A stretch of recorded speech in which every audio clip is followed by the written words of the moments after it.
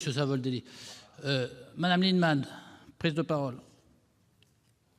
En fait, cet article est important parce qu'il fait basculer par la seule voie d'ordonnance toute une série de décisions qui sont quand même très stratégiques sur l'avenir de l'entreprise.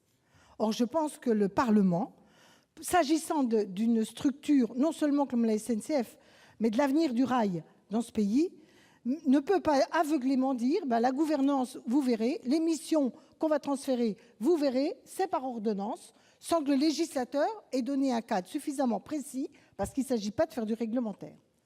Et c'est très important, parce que nous allons avoir une loi mobilité, et les missions de la SNCF ne peuvent pas être inventées indépendamment de la conception qu'on a de l'avenir de la mobilité.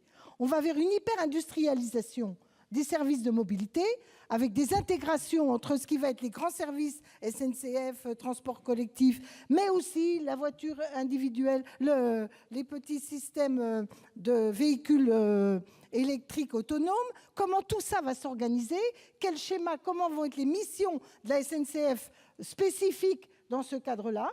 Eh bien, on dit, nous, le Parlement, c'est pas grave, c'est à l'État de décider par ordonnance. C'est inversé, c'est quand même grosso modo la gouvernance des SNCF, la mission des SNCF. Alors je sais bien que ça, en apparence, c'est pas ça, mais la réalité, c'est qu'on devrait faire ça. On devrait faire un choix stratégique de comment fonctionne le rail dans ce pays et surtout comment on va le financer, Madame la Ministre. Parce que c'est bien beau de dire reprise de la dette, mais la dette, elle a lieu parce que le taux de subventionnement sur les investissements est insuffisant et que la SNCF s'est endettée, sans parler des frais financiers. Bilan des courses, on va reconstituer une dette si on ne met pas en place un système de financement qui garantit un haut niveau d'investissement public. Et les seules annonces de l'État, qui sont d'abord bien loin des besoins, mais sans qu'on trouve les ressources adossées, me paraît très aléatoire, un chèque en blanc sur l'avenir.